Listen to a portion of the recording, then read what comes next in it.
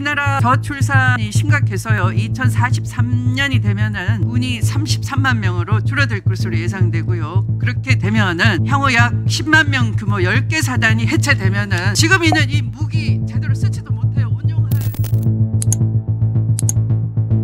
한국의 군 병력 감소 문제가 심상치 않습니다. 더불어민주당 추미애 의원실이 국방부에서 제공받은 자료에 따르면 국군 병력은 2019년 56만 명에서 2025년 7월 45만 명으로 줄었습니다. 정전 상황에 필요한 최소 병력 규모는 50만 명, 최소 병력보다 5만 명이 부족한 겁니다. 인구 절벽으로 인한 병력난의 대안 중 하나로 꾸준히 제기되는 여성 병력 확대, 과연 해결책이 될 수 있을까요? 이슈플러스가 짚어봤습니다. 징집 대상인 20세 남자 인구는 빠르게 줄고 있습니다.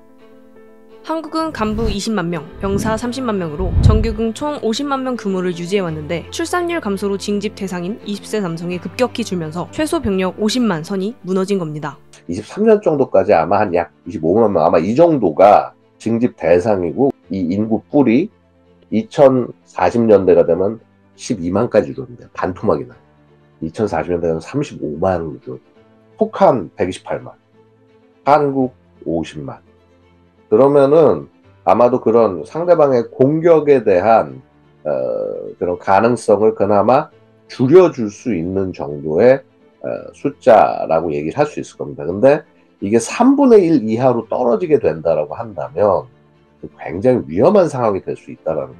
인구 감소와 함께 흔들리는 국방력, 그 대안으로 제시되는 게 여성 병력 확대입니다. 대선 때마다 후보들은 여성 병력을 늘리겠다는 공약을 내세워왔고요. 모든 국민은 국방의 의무를 부담해야 합니다. 지금까지 대한민국 시민의 절반가량, 즉 한쪽 성별만 부담했던 병역을 나머지 절반이 조금씩 더 부담해 나가는 방식으로 전환할 것을 제안합니다. 국민의힘 김미애 의원은 8월 19일 여성도 현역병으로 복무할 수 있도록 하는 병역법 개정안을 발의했습니다. 현재는 여성도 군대에 지원하면 현역 복무는 가능하지만 장교나 부사관으로만 선발돼 제약이 있습니다. 병역법이 개정되면 현역병을 선발할 때 성별 관계없이 지원자를 뽑을 수 있습니다. 이 법안의 내용은 여성 의무 복무로 가는 징검다리 역할을 할 수 있다는 분석도 나옵니다. 다른 남자들처럼 똑같이 1년 8개월 근무하고 나도 국민으로서 나라 지키는 의무 다 해보고 그러고 난 사회 들어와서 일하고 싶다. 이런 여성분들 분명히 있을 수 있다고 저는 생각을 해요. 그런 분들을 위해서 기회를 열어놓는 것, 이것이 장기적으로는 여성의 의무복무와 연결될 수도 있는 그런 단초가 될 수도 있다라는 거죠. 일부 단체는 남성만 징병하는 현재 병역법이 평등권에 위배된다며 헌법재판소에 3번이나 법안을 가져갔는데 헌법재판소는 현재 병역법이 합헌이라고 판단했습니다. 다만 가장 마지막이었던 2023년 선고에서는 여성의 병역 의무에 대한 사회적 논의가 필요하다는 내용이 담겼습니다.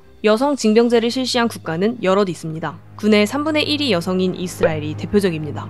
가자지구 전쟁 장기화와 함께 전투병으로 나선 여군의 숫자도 늘고 있죠. 월스트리트 저널에 따르면 가자지구, 레바논, 시리아 등 전장에 투입된 여군은 전체 병력의 21%에 달합니다. 이스라엘은 건국 직후부터 여성 징병제를 시행한 만큼 시민들은 여성의 군 복무를 당연한 책임으로 인식하고 있습니다. The country was established after the Holocaust and many Jews arrived to this land. So this is a narrative that you are being chased and you have the right to defend yourself and you have a place to defend.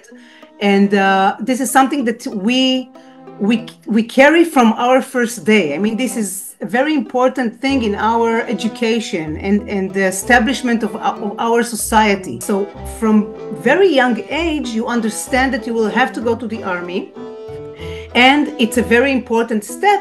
After you finish high school and before you go to university, you go to 2 or 3 years in the army. 노르웨이, 스웨덴, 덴마크 등 북유럽 국가들도 여성 징병제를 택하고 있습니다. 성별에 구애받지 않고 우수한 인재를 확보하겠다는 취지로 2016년부터 여성 징집을 시작한 노르웨이의 경우 지원자 가운데 필요한 병력을 선발하고 있습니다. 여성 병사 60% 이상이 남성과 동일한 숙소를 사용하고 있고요. 하지만 한국에서 바로 여성 징병제를 도입하는 것은 시기상조라는 목소리도 많습니다. 여성 징병제를 도입한 외국의 경우 군대를 바라보는 관점 자체가 다르다는 겁니다. 북유럽 같은 경우는 남성들이 권력을 가지고 있는 가장 마지막 장소로서 군대를 바라보는 것이고 그 군대도 여성에게 오픈되어야 한다라는 관점에서 접근이 되는 거예요. 예를 들어서 20세기 남성만 투표권을 가지고 있었잖아요. 그러면 왜 남성만 좋은 것 투표권을 가지고 있니? 여성은 못 가지고 있으니까. 그러니까 좋은 것을 함께 나누자라는 개념이에요. 근데 우리 사회는 사실은 나쁜 것을 함께 독박 쓰자라는 개념인 거죠. 실제로 이스라엘 여성들도 군복무를 기회로 바라보고 있고요. They also want to get a very good role, a very, high status role, either in intelligence and computers and something technological that later they are settled for life. These people are very, very wanted everywhere, not only in Israel but also in the technology industry around the world. And do you want your daughters to serve in the military? So yes, I would like my girls to go to the army, and I see it's very hard for them, but it's very fulfilling, and they learn they learn leadership, they learn responsibility, and they gain a lot of skills, soft and hard skills that will help them. It opens mind in a way that it makes young people understand they can do very big things and to lead very big things. 한국에서도 군대를 모든 시민이 동등하게 나누는 책임이자 기회로 바라보도록 하는 사회적 인식 전환이 필요하다는 지적도 있습니다. 없던 의무를 부과하는 거죠. 기존의 남성에게 복무기간 늘리는 것만큼 혹은 그것보다 더 이상 커다란 저항이 있을 수밖에 없다라는 거예요. 여성들이 스스로 그것을 받아들이고 당연히 국민이니까 해야지 이런 식의 그 합의가 이루어지지 않는다면 실은 강요하기 되게 어렵습니다. 사회적으로 인식했을 때 이거 도저히 이 상황 유지할 수 없어라고 하는 그런 엄청난 사회적 변화나 사회적 사건이 있거나 그러지 않으면 솔직히 거의 있기 힘듭니다. 당장 여성을 징집하는 것이 쉽진 않은 만큼 모병제 전환, 예비군 준직업화 등 다양한 대안들이 제시되고 있는데요. 그 가운데 AI 지휘 시스템, 드론, 로봇, 정밀 타격 무기 같은 첨단 기술 도입의 중요성도 커지고 있습니다. 병력 부족 문제는 빠른 해결이 불가능한 만큼 적은 수의 군인으로도 효율적으로 싸울 수 있는 과학군을 양성해야 한다는 겁니다. 러시아 우크라이나 전쟁 봐도 이게 기본적으로 병력 중심의 전쟁이 아니라 과학기술 중심의 전쟁으로 바뀌었다라는 거죠. 북한 군인들이 우크라이나 드론기에 대응하지 못해가지고 거의 전멸되고 이런 걸 많이 봤잖아요. 옛날처럼 흔히 얘기하는 육군 중심의 병력이 아니라 과학기술군이 훨씬 더 많이 필요하게 될 거고, 그러면 병력 규모에 대한 계산이 다시 이루어져야 한다라는 거죠.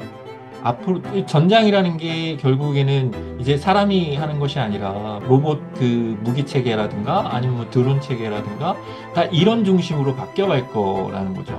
저출산이 피할 수 없는 현실이라면 그 안에서 안보를 지킬 방법을 찾아야 합니다. 단순히 병력만 늘리는 것이 아니라 안보 체계 구조와 효율을 개선하기 위한 논의가 필요하다는 지적이 나옵니다.